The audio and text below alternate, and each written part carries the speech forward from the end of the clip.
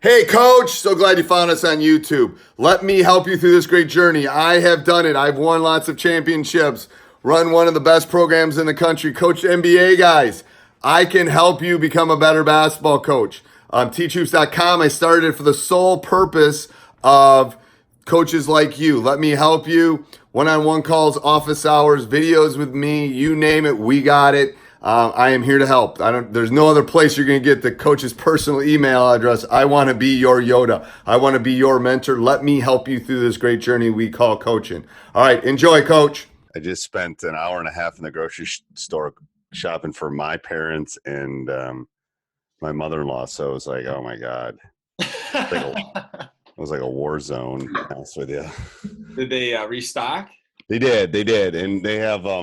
So I jumped in like 7 to 8 is for elderly, and then I jumped in at 8. Okay. And it wasn't too busy, so it was good. I mean, there's a few things missing, but Right. they say they're well stocked for 3 weeks at least, 3 or 4 weeks. So are you not even like going? well, my dad's 86, my mom's like 81 or something, and Okay. I don't ask how old my mother-in-law is, so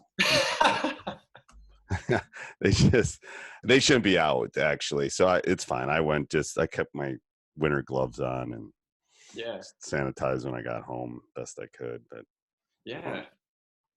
All right, go ahead, shoot away. You got questions? I do. Yeah. So okay. I'm just switching into the teaching field, and Okay. it's going to take me like a year and a half to finish. It's going to be like a master's in special ed. Well, if you're a special ed teacher, you'll get a job. I can tell you that. That was part of the reason why I wanted to do it. I mean, I have a little experience with it. Right. Substitute teaching and stuff like that. Okay. But yeah, and I've talked to some of the guys I've coached with that's been special ed teachers, and they said that's the field to go into. Right. If you want to get a job or get hired to be a coach, probably a good, because there'll usually be an opening. I know there were jobs I was looking at early, and I was a math teacher, and there weren't any open. I mean, they wanted math teachers, but there weren't any openings. Wow. So, okay, cool. Yeah, so I think that's a good move. Okay. Yeah, and then the other thing I was wondering is, like, for you personally, like, would you still coach if you weren't a teacher? Like, I mean, if you didn't teach, I messed up the question. Would you still teach if you weren't able to coach, or would you do a different profession? That's a loaded question. Would I be a teacher if I had to do it over again? That's a great question. I don't really love where the profession's gone, to be honest with you, but I'm a math teacher, so I think the swing is going to come back. I mean, I've never gone to work a day in my life, so that's a good thing because I'm actually missing my students and stuff right now. Yeah. So from that standpoint, I wish I was compensated the appropriate way a teacher should be. So that would be my only issue with teaching. Would I coach and not teach? It's done. I think it's harder. It's definitely harder. Really? I think so. It's much. First of all, I would never take a job that I wasn't in the building probably teaching in retrospect. Mm-hmm. And the reason being is those relationships you build with the kids. I even see it when people are in middle schools and they better have really good assistants in the high school. And again, it depends on the size of the community. If it's a small community, it might be a little bit easier. But the amount of brush fires I've put out in 25 years, the amount of little things I've had to deal with, even all the stuff with this coronavirus and kind of connecting with my guys before school shut down, because I knew I could just feel it coming. I think that's just super important. Coaching is so much. I mean, if you're Tony Bennett, then it's about getting guys. Right. He's a great X and O guy, but it's about getting guys. Those guys, it's about getting guys. When you're a high school coach, it's about having players and developing them, but it's also about the relationships. Because you don't want to lose them to soccer, you don't want to lose them to football. Right. Oh yeah. So all those things, and then some of my best players over the last 10 years have been football players, but they were football players that were playing basketball. They weren't basketball players, they were playing football. So, which is fine, but I had built that relationship where it was still important enough to them and they were competitive enough. So that's why I think being in the building is Right. crazy important. Like I've said on some of my podcasts, I have food in my room all the I mean, I got to go in on Friday because that's our day we can go in, and I got to basically, I mean, I have food in there all the time because that's the way they come see me. Right. Otherwise, they won't want to see you as much. No, but they just, I mean, I don't leave my room a lot. I'm teaching, Yeah. and it's like I'm not getting out, and I have some of them in class, but they will come to me if I have food, which is good. It's like a way to a teenage boy's heart is through his stomach. Oh, for sure. Yeah. So I always have food. The healthy stuff doesn't go quite as fast as the bad stuff, but so that I'm building that relationship with them, and it slowly over time. And it takes them a little, the shy ones. It takes a while to, come in, say hi. We work on all that kind of stuff. So, I mean, I might take a job that I know that eventually I could, like maybe I was a FIAD teacher and I could get in the middle school, and then eventually I could get in the high school. I would probably do that, but I think it's super important. Especially as a head coach, you're saying. Especially as a head coach. Assistant coach, it doesn't, Yeah. assistant coach, it doesn't matter as much. But as a head coach, yeah, just because you're dealing, it's like being the CEO. You still got to go to work every day and see everybody. Mm-hmm. The one thing that you said I think is really interesting in the high school that I'm at, as it relates to like football and basketball, because I think a football player can be molded into such a great basketball player just because of the tenacity and the aggressiveness and the toughness. But at the end of the day, basketball is like a skill sport. Right. So in our high school, like a lot of the good basketball players don't end up playing because they get sucked up by football, and then that commits most of their time. It doesn't make any sense though. You know, I've got two guys in the NFL right now that played basketball for me. Jester and Doris both played basketball for me. They're NFL football players. And I think Jake Ferguson could be an NFL football player. So I could have three guys in the NFL that have played over the last 7-8 years. And so how do you negotiate that, or how do you balance that when well, you also got to convince them of their role. You're not going to be the star of this thing, but here's what you can do, and we'll win. We can win. They got to be both Doris Fountain and Jester Wea were both defenders. I convinced them that they wanted to defend and just shut the other person's best player down. So it became like a personal thing for them to just shut the opponents down. So it's almost like I said, it's like playing in the secondary, man. I mean, they were both receivers, but I said, it's like playing in the secondary. You're just shutting these guys down. And then, you can do it to the point where they're so athletic, if they're football players, that you don't even have to worry about help side D. The other four guys can play help side. I'm just saying, it's like, and Jake was just a muscle, I'm going to rebound. So they're not going to be finesse guys, but they can be physical defender guys. Mm-hmm. So you gotta kind of get that football mentality of like, hey, don't you want to play with your friends? Don't you? Right. You got to get the friend thing. You got to get the competitive thing, and you got to give them a specific role. If you do that, then you can convince them of it, I think. My question is like on the offensive side, like in running like regular offense, and you're not probably the shooting skills and all that. Nope, I got them attacking the rim. I do. Okay. I have them attacking the rim, and they go to the offensive glass like it's no tomorrow. So that's their job: attack the glass, attack the rim. If you miss a layup, we're not gonna be mad. But just who cares about that? I don't care. Yeah, whatever, because they'll probably get their own rebound. And and if they're sagging, when you sag off somebody, it's harder to box them out. So let's say you're the guy I'm defending that can't score.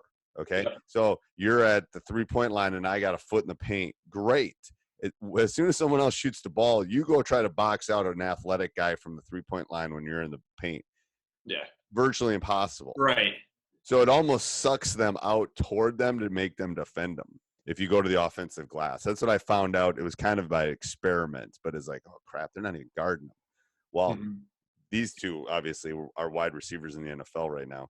Hopefully Doris comes off of his injury, but you couldn't stop them. Like if they went to the glass, you couldn't stop them.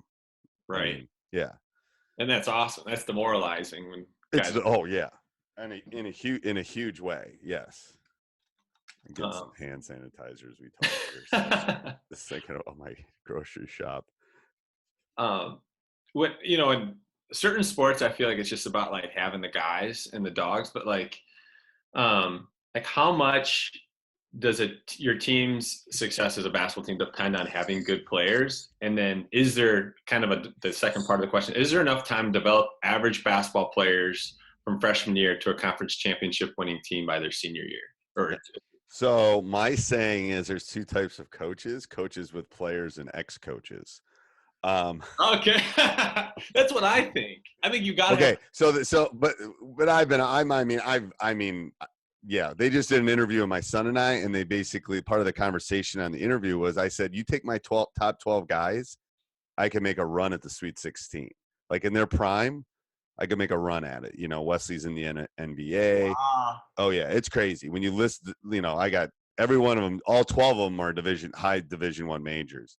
So anyway, so obviously I've had talent, so I can say that jokingly. Right. But an example of, I think you can be competitive, and I think you can make a run at a conference championship with, Drew's gonna hate that I say this, but my son's that kind of kid. He's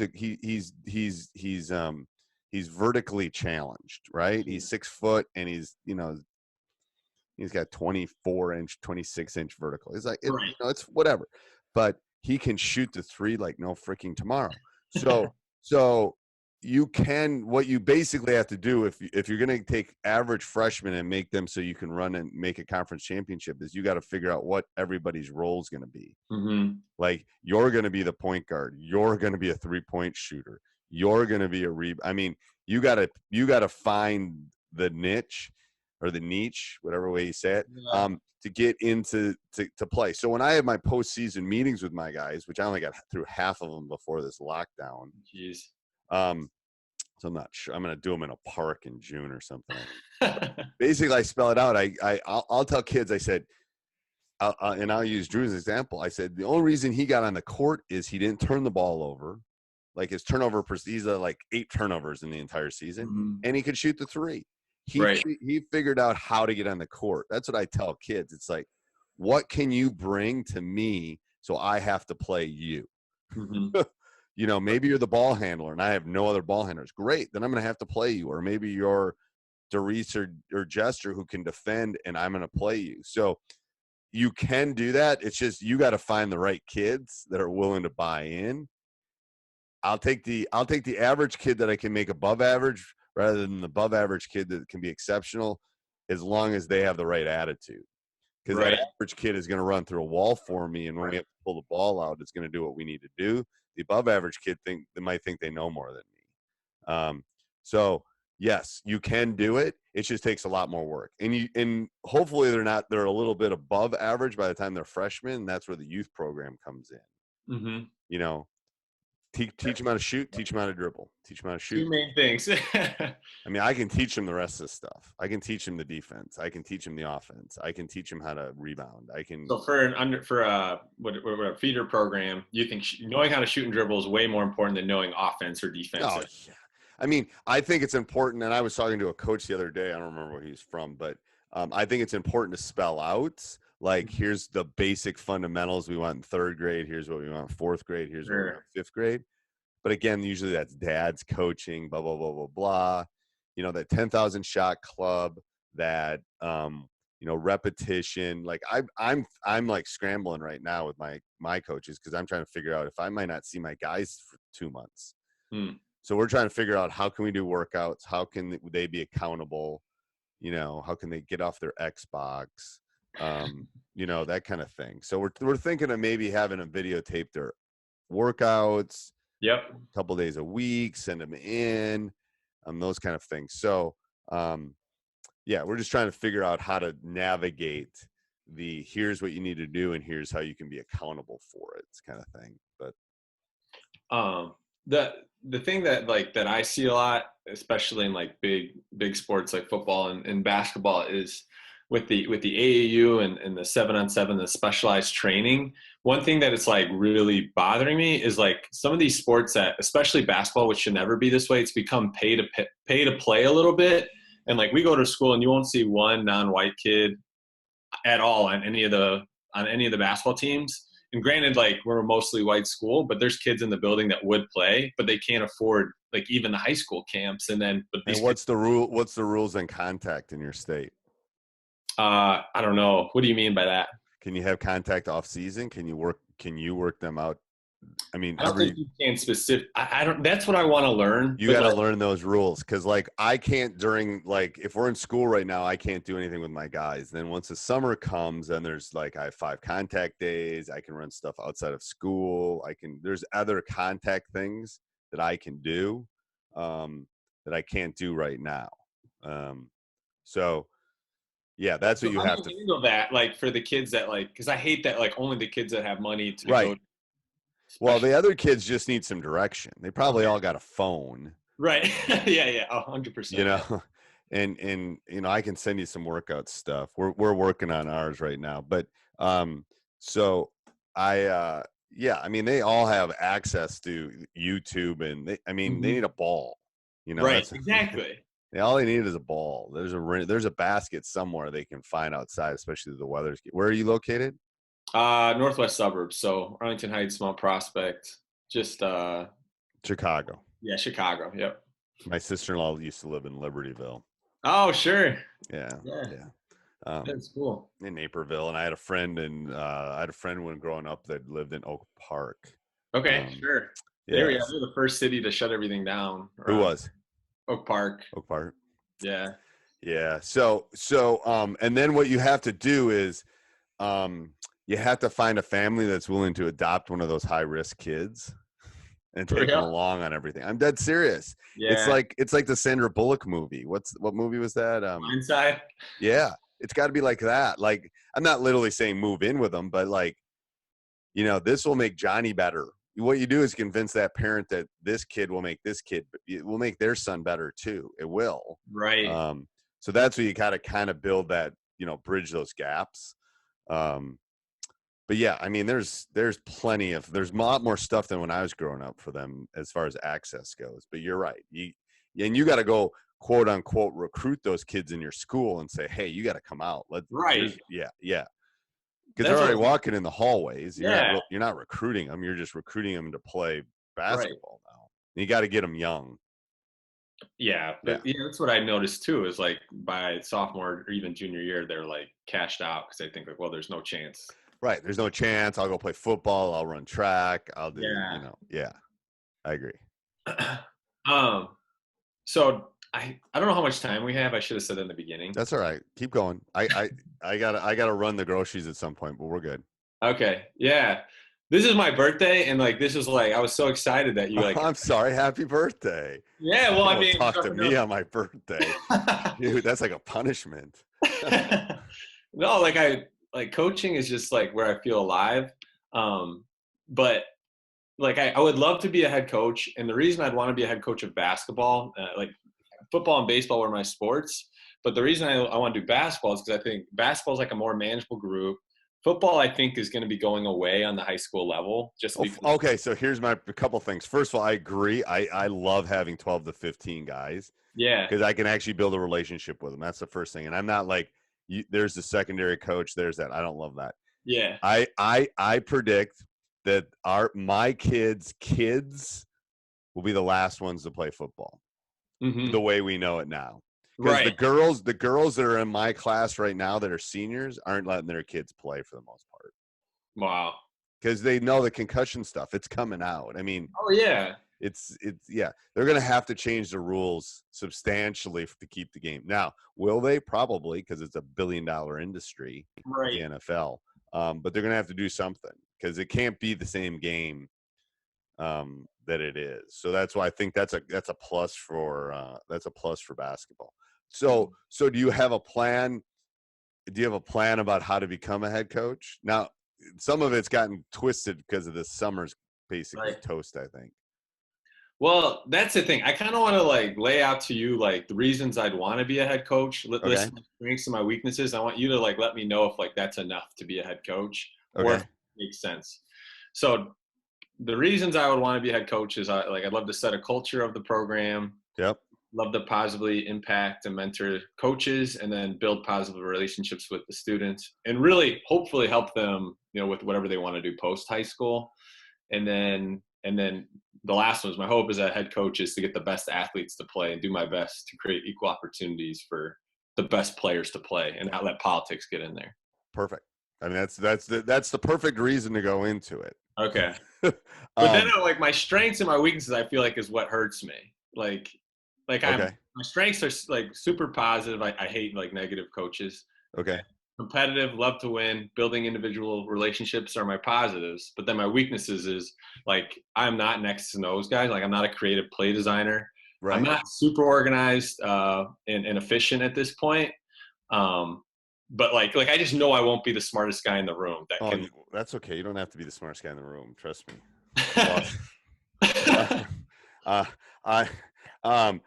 My brother tells me every time I walk into a room with him, I'm not the smartest guy in the room. So don't feel bad about it. I mean, I went to Dartmouth, and he went to Dartmouth and then Harvard. So, it's like I'm the dumb one in the family. Yeah, of course. Swear to God. Anyway, so X and O stuff, there's a couple things. First of all, the only way you're going to get good at X's and O's is do it. Yeah. Read, watch, ask, and then coach as much as you can. I mean, swear to God, I've coached 600 high school basketball games. I still feel like I don't know what I'm doing. So, you have to, you just got to, it's like getting thrown into the deep end. As you learn to swim, you just got to go do it and try it. And this will work and this won't work and blah, blah, blah. You just don't want to do that with your first job being an important one. You want to do it with, right. It's like the Beatles, the Beatles played 50,000 hours before they became the Beatles in like dive bars in England. So you want to go out and do all your stuff on a Saturday in AAU where when you mess up, you mess up. It doesn't matter. So the X and O stuff is just, the X and O stuff is just about practice. Read, watch, ask, do. Those are basically the things I say for young coaches. The organized part is an issue. Yeah. But as you move up the pecking order, it becomes easier. Okay. Because then you just hire people to do that for you. Right. Like you've probably heard on my podcast, I have 3 assistant coaches. One's my basically graduate, my basketball operation guy. He does all the crap that I don't want to do. He's so good. I was texting him yesterday about what we're going to do in the summer, I mean, if Nate quits, I'm done probably. Anyway, so because he does all that stuff, it's perfect. Yeah. And then I've got an X and O guy that I can always like, we should do this, we should try this. He says, you're doing too much, Steve. He's always and then you should have a question guy, a guy that always like, why are you doing that? Why aren't you doing that? You sure you want to do that? Think about that, blah, blah, blah. So I've got all 3 of those on my staff at this point. That takes time to find those pieces. Right. You don't need 3 X and O guys and no building community guys. Right. So it takes some time to find that. The organized stuff will get easier as you do it more. Right. I was just talking. Teacher will help, hopefully. Yeah, it's like shoot, they don't teach you half the stuff you need the first time you walk into a classroom. Shoot. So you learn it. I mean, I was being observed a couple of years ago with one, and I've been teaching 30 plus years. And I told the principal that came in to watch me, I said, I finally feel like I'm hitting my stride. Like, wow. I think I got this. Like now they throw internet learning on me on freaking, I'm not sure I can have that, but, so that's the same thing with coaching. It's like, you just you'll find your stride on it.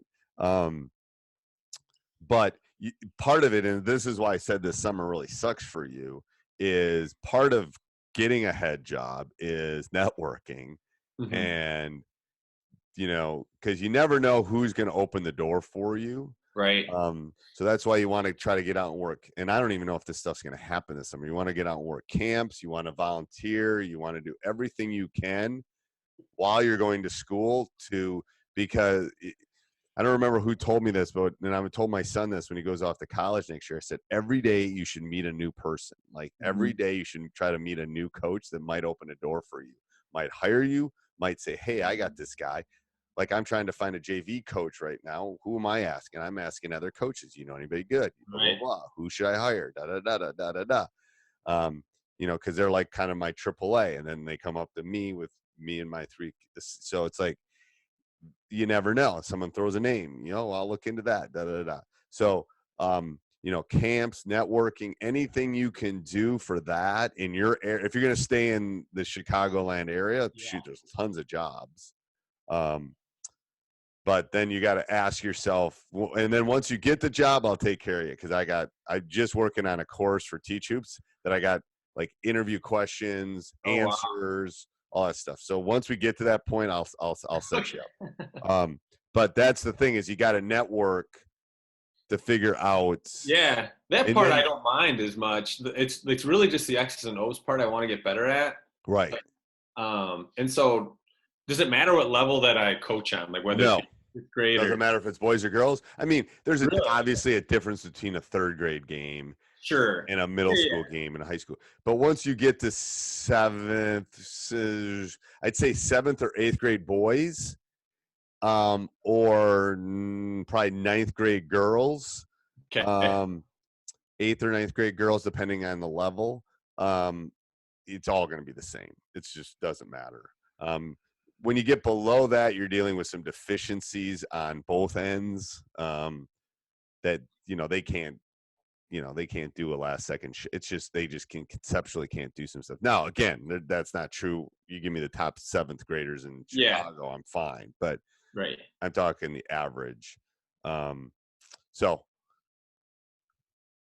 okay, and then so the question I had, if you were like to prioritize like the first things that I should be learning, like X's and O's wise, as a new coach, like what would just to really build a foundation? I would X's and O's. So I would try to find some games on YouTube and just watch some old games.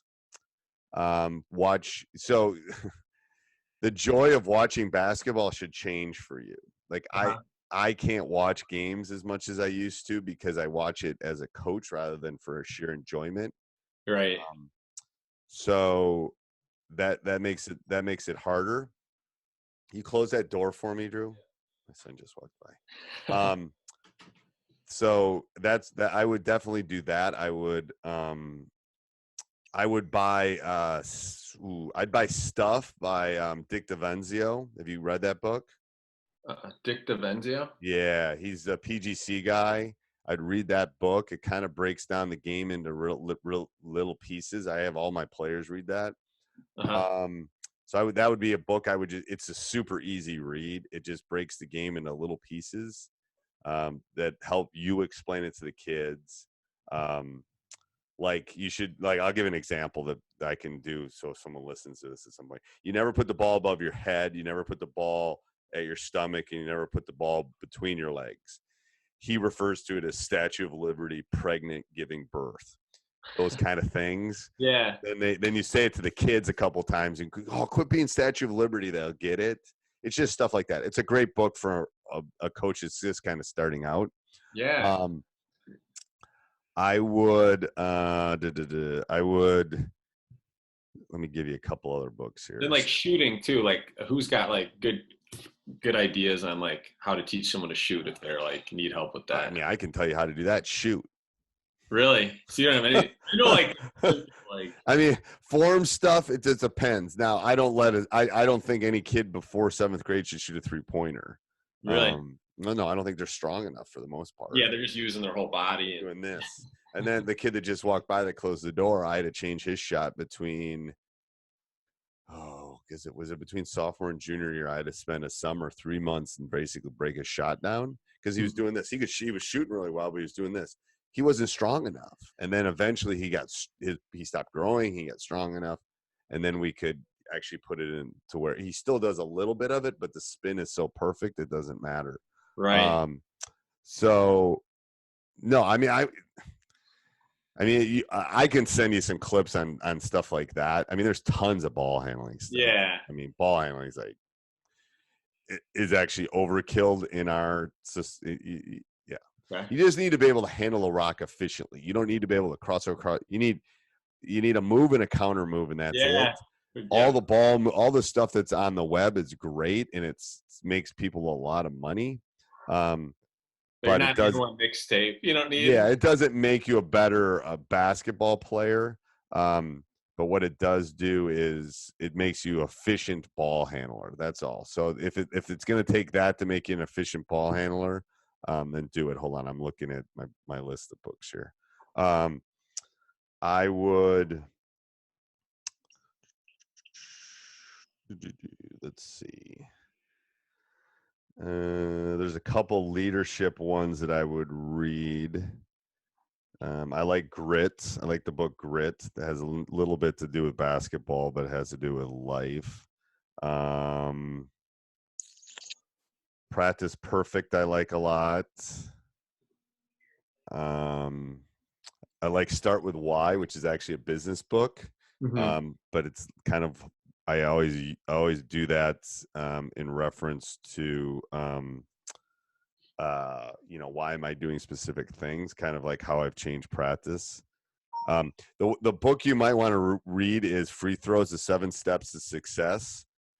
From the free throw line, there's some shooting stuff in there. How do you like math?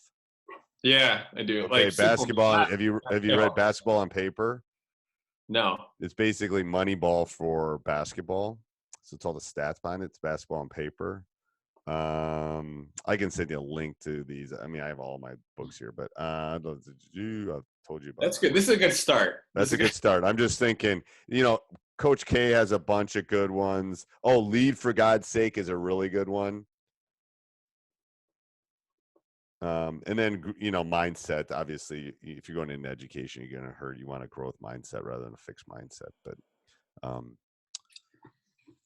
yeah, so, I can say. You're a stats teacher, right? I am. So my question is, like, when I look at winning, to me, it's like, it's less numbers and more like, all right, this team's going to win because I could tell by the way they're playing. Yeah, there's some number of things that do help. Okay. So, yeah. There are like how much you let that impact it over, like, all right. I look at some stats, some things are deceiving, especially when you're dealing with a small sample size. Right. But over time, like, you can't shoot by mid-season. I'm going, you can't shoot a 3 anymore. Like, that's just the percentage is garbage. Right. Or your value point percentages. Yeah. There's a couple things, there's there's 4 basic ones, but we don't need to get into actual stats on it. But like turning the ball over is a big deal for me. Right, for sure. There's things like that you don't need to see a stat sheet to know. If you're turning the ball over, you can't play. Sure. Just because we can't score at that point. So those are some of the things. My question, like, or my thought, like, and this is obviously without knowing and coaching as long as you have, but like, I feel like the most skilled team, like, should win most of the most skilled. Well, it's the law of large numbers. If I'm better than you, I want more possessions. Right? So I'm going to press, I'm going to run, I'm going to go. If I'm not as good as you, I want less possessions. So that's what they'll do in, like, our conference. They'll just stall, like, because it's the margin of error. It's basically a statistical thing. If there's less possessions, then the gap closes. If there's like when I was coaching Wesley or those guys, it's like I wanted a lot of possessions because I was better than you. I'm going to beat you most of the time if we have more possessions. Because at some point I'm going to make a run. If I'm not as good as you, then I want less possessions. It seems simple, but it's not. It's right. It can be that simple. Yeah, and you said you've probably watched as much film as anybody, and so do you still watch as much film as you did? I don't. Okay. I'm guilty of that. Okay. No, I'm good. I'm glad. I don't watch as much film as I used to because, again, I hired people that would watch film for me, and then I watch what I need to watch. Yeah, I mean, I used to have to watch a lot more film just because of the way VCRs and tapes and, now it's all up in the air and I don't have to watch as much. Yeah, so I mean, I don't watch as much as I used to. I mean, maybe that's why we haven't won a state title in like 8 years. Blame me, but I was just wondering, like, how do you, with everything you do, like, how do you, like, still, like, have, like, a solid marriage and, like, be a good dad to your kids? I married the perfect woman. That's Yeah. Yeah, it was good. Well, my daughter doesn't even. I mean, she doesn't. She'd rather. She's going to be the star on Broadway someday. Yeah. So she'll come to games because she wants to hang with her friends, but she has no interest. And then my son loves the game, so him and I were able to do it together. So that kind of That's awesome. that gave me my second wind, I think, in coaching. Um, it's a hard balance. It is. I don't fish. I don't hunt. I don't do the Right. things I used to do anymore because I do this. Um, but it's hard, and it's also finding people. The only reason I'm still coaching is because I found those 3 people that are my assistants. Like, Yeah, having great assistants. if I was doing all that, and early in my career, I did it all myself. I did, and the reason I did because I didn't trust anybody. I was paranoid. I thought everyone was trying to get me fired. Blah blah blah. Now if I they think that's fire a good me, move as like a new coach to like do most. if you trust them, you ever see what's that movie? Not Meet the Fockers, but what was the one before that? Parents? What was it called though? You know what I'm talking about? I think I do, but I thought it was like Meet the Parents. It is Meet the Parents. It is Meet the Parents. Remember when he talks about their circle of trust at the dinner table? I can picture. I know the Yeah. Anyway, basically, your circle of trust gets very small when you become the head coach. So who you put in that circle of trust, you really have to trust them. I trust all 3 of my assistants. None of them really want my job. Great. Like, so I'm going to try to hire a JV coach that wants my job because eventually I'll get out of it. Yeah. So, but I think early in your career, you want to do as much as you can. You want to do all the scouting, you want to do all the practice prepping, you want to do all the bus hiring, you want to do all that early. And then as you learn, I can delegate because I know it needs to be done. Because you did everything. Because I've done it. Like, we're going to Florida for a tournament, and I just talked to my AD. I said, "Are we going to go? The world might be coming to an end. Are we going?" Right. I think you're going to go. He says you should plan like you're going. I go, perfect. Then what? So then I get the wheels moving with my parent rep and my assistant coach and all that, and it goes off my plate. Like, so they're already on that, and now I can go into something else. So that's where, because I knew that's coming. I know I have to deal with it. I know I got to deal with buses. I got to deal with this. So all that stuff, I can just kind of check it off my plate. So I feel like in the beginning when you first started, you don't know. Fire you don't hose. know. Like, you just have all these things coming at you, and you're just like, and you don't know. There's no map for the snow day that happens, and they reschedule the game. So you got to cancel the bus. You got to reorder the bus. You got to find, all that stuff. And I love Post-its. Whoever invented Post-its was the best person ever, because I have a little black. Where are all my wife cleaned my office. I don't know, but I do 2 things. I have these. wow. So they're like little black. You can buy them on Amazon. You see what I do? So wrong way. So I carry these around with me, and they fit in my back pocket. And then I have Post-its. So basically that's my life, is the little black book and my Post-its. And then when I think of something, oh crap, I got to do that. Or I'm walking the dogs, and then, I should do this play, blah, blah, blah. So I'm always kind of, these are old ones. I hate throwing them away, even though I should. My recent one's sitting in my car right now. So it's just there. Ooh, I think about this. Oh, I got to think about buses. You can get it out of your head. I get it out of my head because otherwise I'm going to forget it. It's like,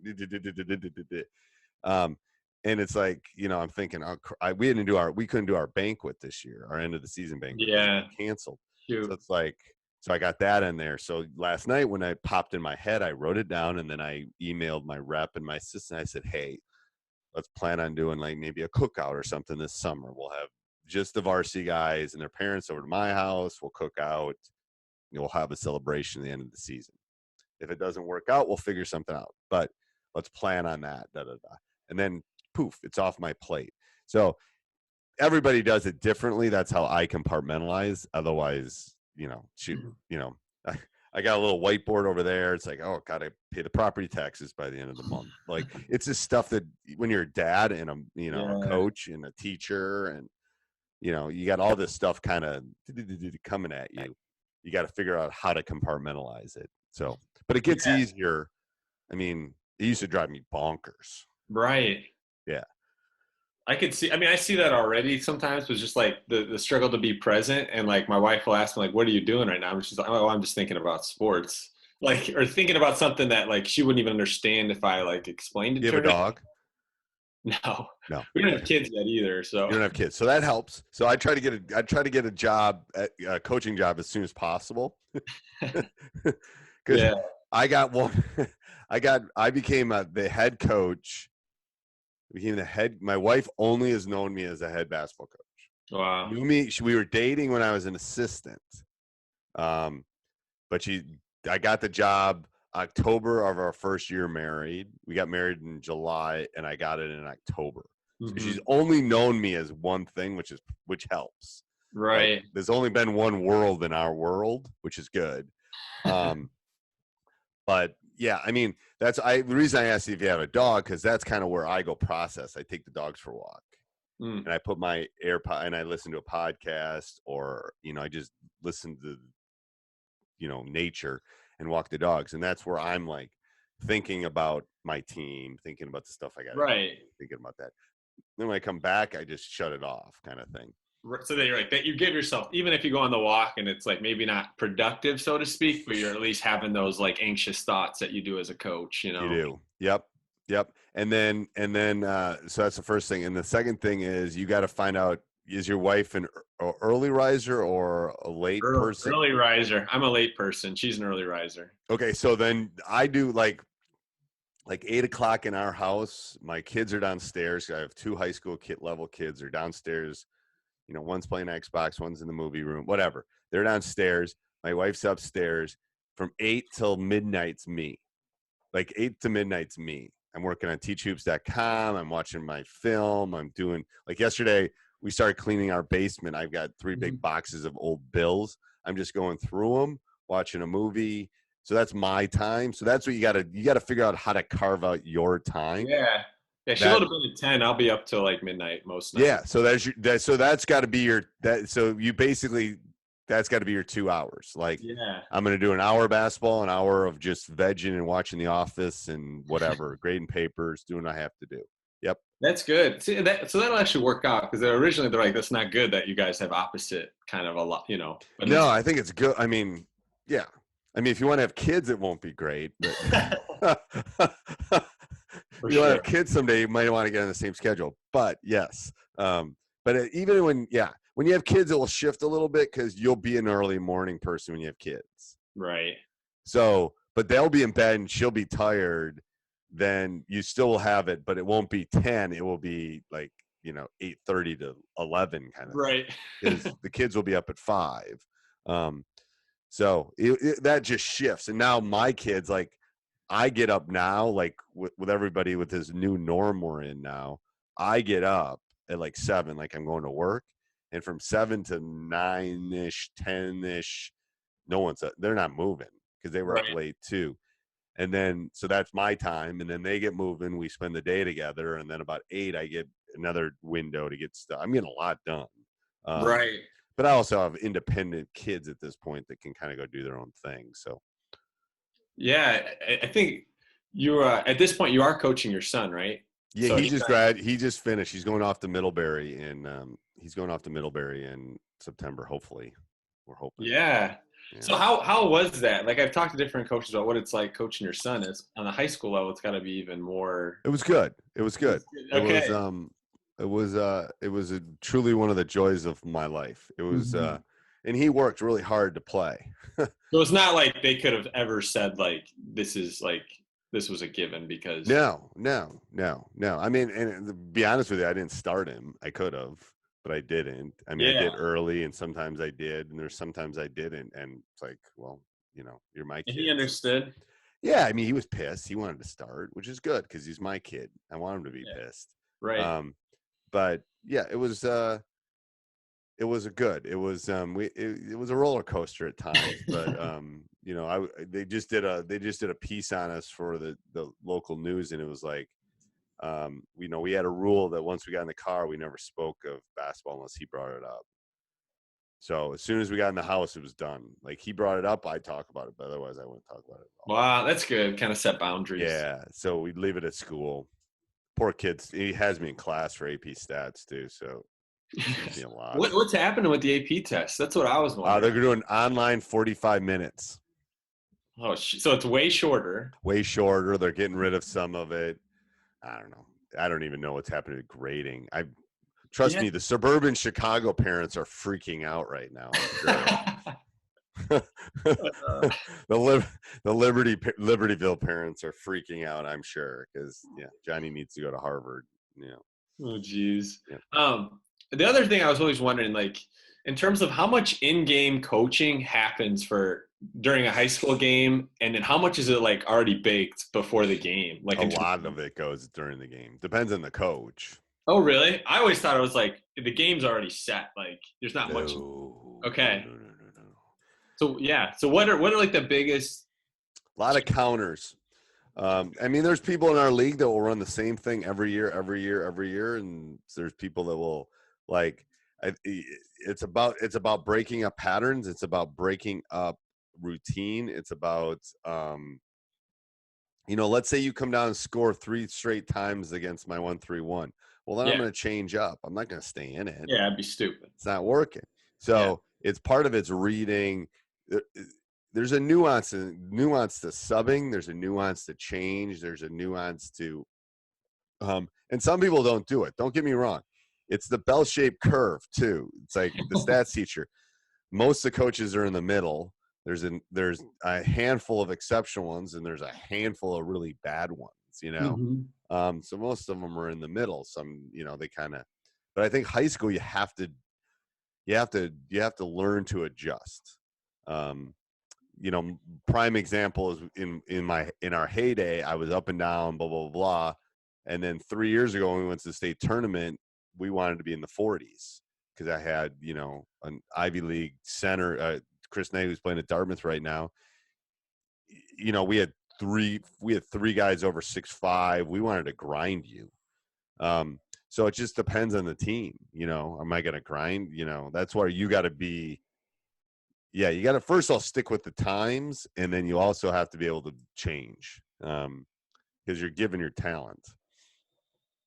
Yeah, that's what I think. I think listening to your podcast and kind of how you coach, it seems like I would call it like a Belichick approach in terms of like he'll change week to week what he does. He's the best, you know, he's been one of the best coaches ever. And I think like he's willing to change his offense every year or change a certain thing given the talent he has. Well, I can tell you we're not going to do what we did last year next year because I just know the team that's coming. I'm not, it'd be silly. We're going to do some things that are similar. But we might play 4 guards next year. This year we had 2 legit centers. So it's like we're already thinking about it, to be honest with you. That's the fun part of it. It's the chess match of the game, you know. So what are like if someone were to watch your team and then like what are some things that are staples though, like from year to year that they would notice then? Like things that like you don't take out of your program in terms of maybe like how you play. Hopefully you'd say we play hard. Right, for sure. Yeah. Hopefully that would be a constant, and that you laugh at that, but that's harder than you think. Really? We execute things well. Sometimes I have too many things in, and I know I'm guilty of that. I always like to have tools in my toolbox. So that John, my assistant's always telling me to, you know, narrow, and I want to expand. So he's good for me because he tells me to keep doing this, and I want to keep doing this.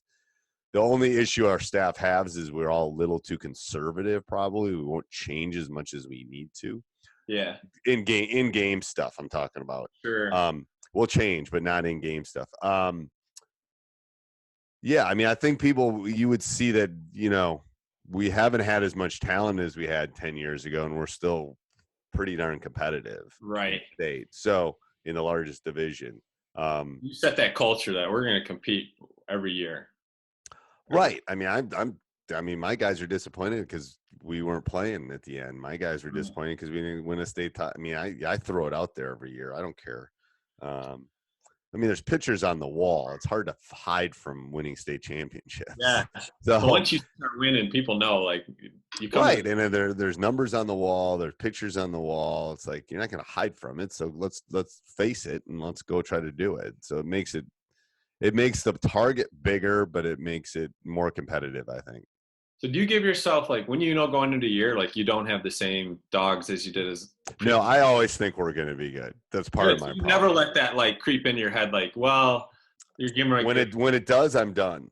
I told the boys that at our postseason meeting when I had everybody together. I said, if I don't think we can win next year and go to the state tournament, I won't be standing here. Mm-hmm. I mean, now, am I delusional sometimes? Maybe a little bit, but I mean, I'm not lying to them. I'm being honest. I believe. Because otherwise, what's the point? What's the point? Yeah. But like, I guess, and to be honest with you, we're like the fourth or fifth largest high school. We have a shot just about every year. Mm-hmm. Just because we have built the culture, we'll have enough players probably. Yeah, there's teams that coaches would say that and they would look at them like they were a Martian because they know that it's not true. Right. My guys aren't thinking it's not true. So it would have been a stretch. We would have had to been shooting the ball a lot better than we were, and then some other things would have had to happen for us to do it this year. But it could have happened. We had the pieces.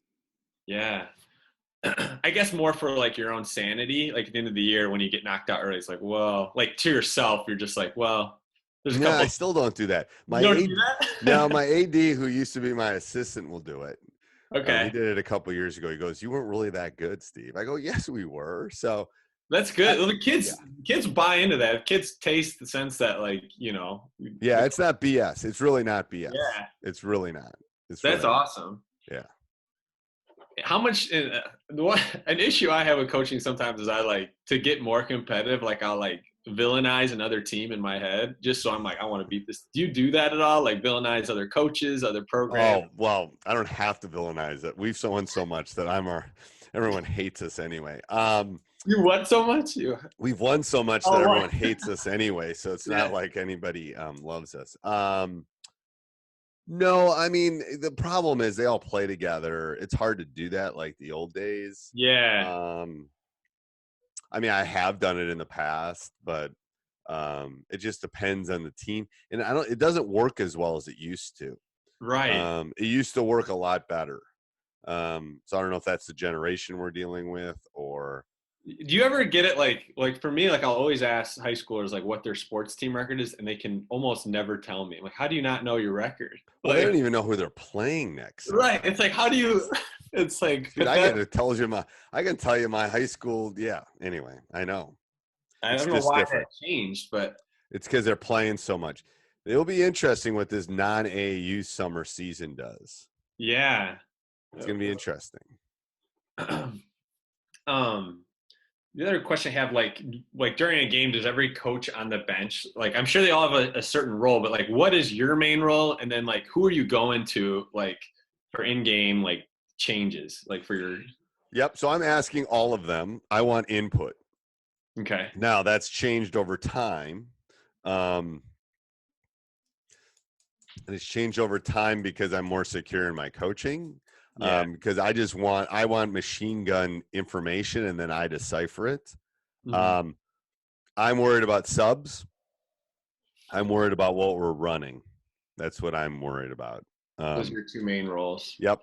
And then I have another coach that's keeping track of timeouts, fouls, all that kind of stuff. I have another one keeping track of possessions, if we have scored consistently with something or not, if they have scored consistently on something or not. Mm-hmm. And then I have another assistant who's just kind of watching like me. Like your backup eyes. Yeah, he's kind of my backup eye, like especially with subs and stuff. Subs like you get lost sometimes. Like things are happening, and they're like, "Oh, I got to get this guy in." Like, yeah, we play 18-minute halves, so there's a lot more subbing for us because it's more like a collegiate game. Okay. Because you can't play 36 minutes really. So you need a rest in both halves, if at all possible. To be effective, you need a rest. So that's become a bigger part of my, I don't know how coaches coach and don't sub. Some people I've seen it Really? happen. Yeah. Is grind their players. Yeah. Or have somebody else do the subbing on the bench. I think it's just such an important thing to do. So This is kind of like a specific question, but I've seen coaches do one way and the other way. But do you cuss or swear ever? Well, as a teacher, which is possible, or coach, like do you? do Like, I? yeah. Very rarely. Really? Very rarely. Wow. Very rarely. I mean, I've never cussed in my classroom, and I mean, I can't. I mean, Jesus Christ, if you think that's swearing, I say that once in a while, and they'll mock me about it because I say it. But Yeah. no, I mean, I literally can't remember the last time. I mean, last time I actually swore As a teacher? Well, no, as a coach, even. Really? No. Even like, I mean, I'll yell at them. I'll get mad at them, but I won't swear. I just feel like that's become so common with guys I've been coaching around and like, I just don't do it. I just don't do it. And I think, it's good. It's a vocabulary thing. I can get my point across. I don't need to swear at you to get my point across. So yeah, I mean, it will slip once in a while. It slips with the kids too. So it's whatever, but I'm not. No. Think your assistants like have issues with that or no? That me not swearing or me No, swearing? do they swear, your assistants? No. We're all pretty mellow. Yeah, I mean, no. I was just curious. I mean, it's good. You get the most out of them. So. I don't think you need to swear to get your point across. Is the point. No. And the problem is, you can't yell at them if you want them to. If you want them to listen to you, you can't yell at them consistently. Now, when I get mad, then they know, holy crap. But I don't do that very often. So when I do it, it's like, ooh, it has much bigger. I want the effect of it. Because you don't do it at all as often. So. No, I mean, I think I yelled at him. I'd have to ask, maybe once or twice all season at halftime, like literally let him have it. Just because I was just trying to jumpstart him. I thought it might work. I think it worked once and didn't work once. But I didn't swear at him. I just got mad. Called a couple kids out that weren't doing what they needed to do. But again, I'm not going to embarrass a kid. I mean, that's not right. Yeah, and you know that from experience. Yeah. So then, like when someone's not doing what you want them to do, like I sit them. Yeah, you just sit them. Simple. I mean, it's the easiest teacher in the. Yeah. But in There's a couple guys I just pulled and I just sat them a half. I mean, I just pulled them and they just sat the rest of the half. They got the point. I didn't have to yell at them. Right. So like in practice though, like when you're like, this is not what we're looking I'll sub them out. I'll get them out of my green group and put them in the white group. So you just have like the green group. Yeah, we have green. Our colors are green and white. So green tends to be my starters. I'll just pull you out of green and put you in white. It's just simple. And it's like, you're not mad or whatever. It's like, all right, you're not. Go white. That's all I'll say. That's me. Go white. Just straightforward. And then I'll say, Julian, go green, and I'll flip them. And then it's like, oh, coach ain't happy with what I'm doing. Nope, I'm not. Will he get to come back into that group? Depends on how he reacts to me putting him in white. If he pouts, like if he pouts, he ain't going back in, and then he might not the next day. Yeah. It's subtle, but it's like you're calling him out, but you're not embarrassing him per se. Right. The other guys will know what the standard is. Like, all right, the standard is we do this. Yeah, and like showing up late. I bet I had 5 guys not start because they showed up late for something. If you show up late to something, I mean, I just can't handle people that are late. Now, there's issues. The car breaks down. There's a winter storm, blah, blah, blah. You called me. But, when we do our shoot-arounds, at 7:45, if you ain't in the gym at 7:45 and we play that night, I'm not starting you. When will they get to come in then? Well, when I decide I need to put them in. sometimes it'll be a minute, sometimes it'll be 30 seconds. Sometimes it'll be their first offense, sometimes it'll be their third offense. If it's their third offense, they're going to sit a while. Just don't be late. You don't make blanket like not punishments, but you're kind of like you kind of do it. No, I have a thing about don't be late. Don't be late. Like that is my thing. That's like literally my thing. If you're late and you're a starter, you're not starting. If you're not a starter, then you're not going in when you normally go in. And if you do that early, fixes it. Because then you're not ready to play. How am I going to, when I call your number to go in the game, how do I know you're going to be ready to go? Mm-hmm. So the only reason I do the shoot around in the morning, the day of a game, is to get them mentally ready to play the game that night. We don't get anything out of that shoot around.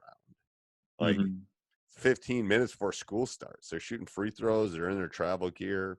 It's more get up, get dressed, know you got a game tonight, focus that you have a game tonight. Let's go. That's the only reason I do it. Getting them locking in for the game. I do.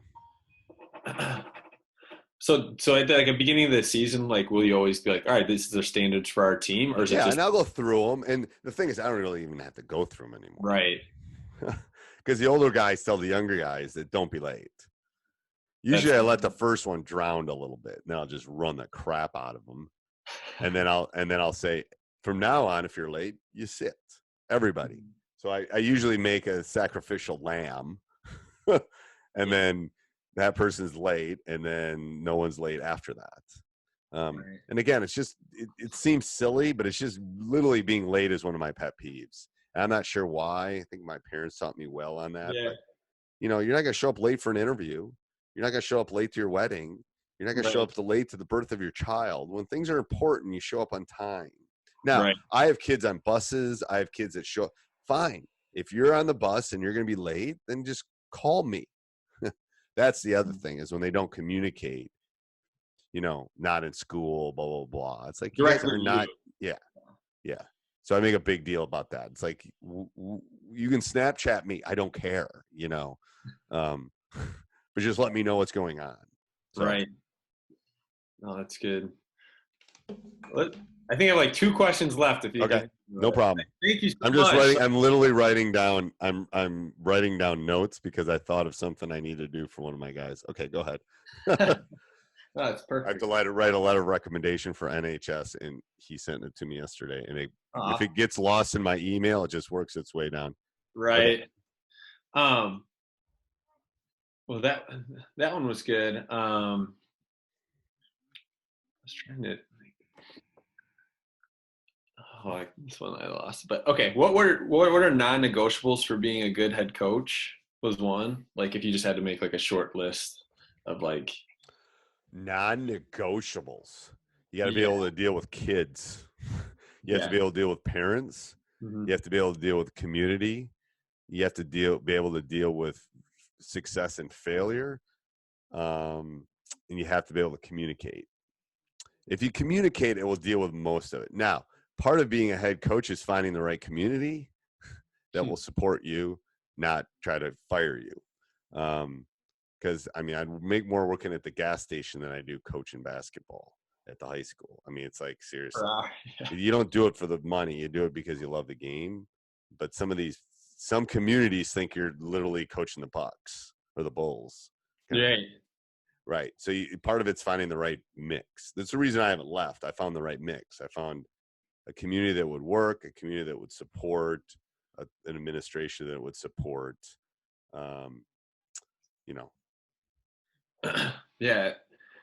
Yeah. We just had like a new head coach hired at the Coach I high school, or I coach at, and like, it's like a high performing school. Like, most of our sports do pretty well. And like, one thing that I can tell that he does is he like really takes in too much of what everyone's saying. And like, cause he's a new head coach. So I guess like, how do you balance like taking, I don't know, like, how do you allow? You got to find your people that you can bounce it off of. Maybe it's your AD, maybe it's your assistant coaches, maybe it's your friends. You got to have people that, is this rational? Is this irrational? Everybody's got an agenda in life. Don't let them fool you. You know, Yeah, the dad that's running your youth program has an agenda. He might be the nicest guy ever. He's got an agenda. They all how got do you agenda. deal with that? Like when you know that, like everyone's like trying to, whether it be like his kids coming through at some point or Right. They got an agenda. That's fine. Let's be honest about it, you know, and it's like, you know, um, I mean, I've cut 2 or 3 kids from my program that parents ran the youth program. It's like they weren't good wow. enough. Um, And that's so good. Like that's I think a good precedent. Like it if he's not, does. It does. that's gotta be hard then, because then like this guy's like a Oh, you gotta have a pretty thick skin to do this too. If you want to add something to your list, if you don't have a thick skin and you take this thing personal, it's yeah. I mean, not every kid I've coached loves me. You know, maybe not. I wouldn't even know the percentage, but Mhm. I've just done the best I can do, and you know that's all you can do. Be consistent. Be consistent and communicate. That's how they get you. If you don't communicate, it's how they get you. Um, Now there's exceptions to that rule, but it's like, well, he didn't tell us about the youth program. He didn't tell us about summer workouts. He didn't tell. You got to over communicate. It What's your doesn't have to be a two-way communication, right? but you have to over communicate. And that's what I tell young coaches is like over communicate. Hey, here's when the bus leaves. Here's when it's going to be when you can pick up your kid, especially like your freshman coach. Here's what we need for lunches. Here's what we need. You got to over communicate, which is part of the organizational thing that you said you maybe need to work on. Mhm. You have to map out the entire year. It's like, With a because you communication schedule too. want to keep sending stuff out because the way they get mad because of playing time, but the way they can come after you Right. is we didn't know about this. We didn't, you know, he doesn't talk. He doesn't treat the kids right. He talks down to them. He screams at them, blah, blah, blah. That's how they get you. Right. So So then you you don't. got to just take those things off the table for them. So do you communicate with through email mostly to parents and stuff? Yeah, I have a parent rep, so everything goes through my parent rep. Okay. So she, she's the one I was emailing about the tickets and stuff. So I will communicate, but again, don't do what I do because especially with this, because it's like at this point in my career, it's like they're not, I'm probably not going to get fired unless I do something stupid. Yeah. So, and if they fire me, like I said, I'll go fishing. I'm okay with it. So Yeah. there's a sense of freedom when you get to that point in your career. Like if I don't coach another basketball game, my life's okay. I'm okay. Right. I've done what I needed to do. Mhm. So, so that I'm at a different point. I remember your point, and it's like, yeah, you probably want to do the communication. You can use, my niece works for an app called Remind. Oh yeah. Yeah. I use Yeah, Remind. so that's gone up. She's quarantined, but it's gone up really well. It's like number 3 download. So that's an easy way to communicate with them. Just send out stuff fast. You can schedule it. You can literally schedule out the whole year. Like, here's when the bus is leaving. Here's when here's our next game. Make sure they're getting to bed. Blah blah blah, all that kind of stuff. Mm-hmm. I have my assistant do a bunch of Snapchat stuff too. I do a little bit of that, but Yeah. Social media, I feel like has gotten out of hand.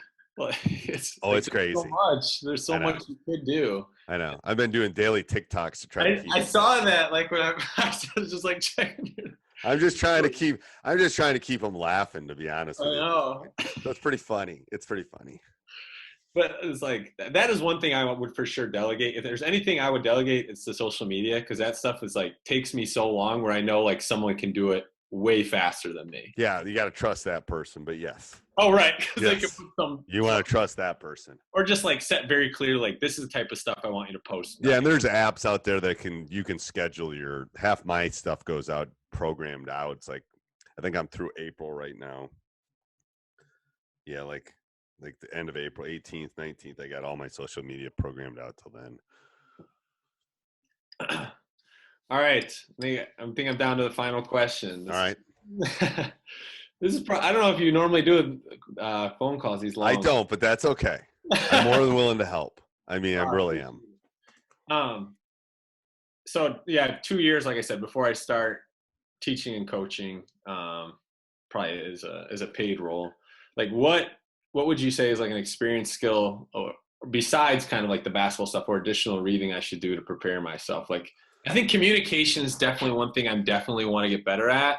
Yep. Like effective communicator, but I don't know if like before you started, like if you could tell, Communication is going to be big. You got to be able to talk at the banquet. You got to be able to do all that kind of stuff. Mm-hmm. I'm just so used to it at this point. What's your plan for next season? Well, I got to find either like an aid job or something, because I'll be working on my master's. You need to go find who's the mover and shaker, and try to get on their bench. Like volunteer. Say, I'll come. I can come to practice. I can help. I don't need to get paid. That's who you need to do. Like if you were in Madison, come help me out. If you get vetted, it's like that kind of stuff. It's like, people got to get vetted through my AD and stuff, but it's like, Right. shoot, people want to help. I can always find a spot for people who want to help. So just join like a varsity program. I would try to find a varsity. I mean, and I've said this on my podcast, I am the coach I am because of the 7 or 8 people I've been under. Mm-hmm. Like my high school coach, my college coach, Larry Tranberg, Mike Fisher, Bruce Dom, all these people that taught me something along the way.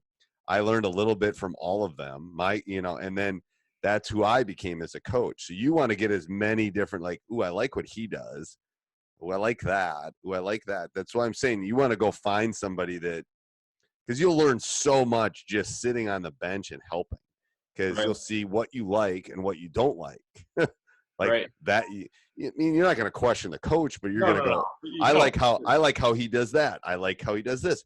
I don't know if I like that, So, a couple of the guys I've been under were Hall of Fame coaches. It's great. I learned some things from each of them, like Bruce Diamond wasn't really an X and O guy, but he was an unbelievable motivator, and he could deal with kids better than any person I've ever seen. Well, I tried to grab a little bit. I mean, I'll never be Bruce, but I can grab a little bit of that. Then Mike Fisher was an X and O, break everything down, organized guy. Grab a little bit of that. Larry Tranberg was this unbelievable guy, Hall of Famer, and I learned a little bit from that. He was like an experienced coach. That's what you got to do, is like try to find a bench that you can sit on. It'll be better than any book, any video, anything that you can find. But like a really good program, like just find one of the best programs around. And I would just shoot off, find 10 of them, shoot some emails off, and see who responds. Yeah. Hey, I'm interested. If you're running summer camps, I'll come help. Part of it is you're going to have to, like, first of all, no one's going to turn you down for the most part, probably, because you're not going to ask for any money. Right. They might find some for you eventually, but if you don't ask for any money, and everyone's looking for help. It's not like we're your Duke, Right. So you just want to learn, and you're not my age. If I call them, they think I'm crazy. But if you call, it's like you're a young coach. You want to learn. Great. Right. I mean, I talked to a coach the other day that might get another job in our league. He's a young coach. I'll help him. I don't care. I mean, I'm old at this point. I might be coaching against him next year. I don't have any secrets. I'll share all that stuff with him. Yeah. So, it's, the game's not that complicated. You put this round thing in this round, it's not that difficult. Just put it in more than the opponent. Right. Yeah. You're dominant. But the thing is, if you can get into a program, you'll learn the nuances of it. Right. I wouldn't go get a program that's 0-22 and consistently bad. Right. It doesn't have to be the top program. It can be a program that's right. I mean, just ask around. It won't take that long. Yeah, there's one right by my house. Prospect is pretty good. Ooh, they're very good. John Camardella, like he's a Hershey grad, but you've heard of them? Oh yeah, they're good. Yeah, it was literally like in my backyard, like that. I could walk. That would be easy then. Yeah, it's just a rival high school. That's fine. I mean, if you want a job, it's just another connection too. You never know. Yeah, that's great. All right, Coach. Happy birthday. Thanks so much, Steve. You're welcome. Anytime.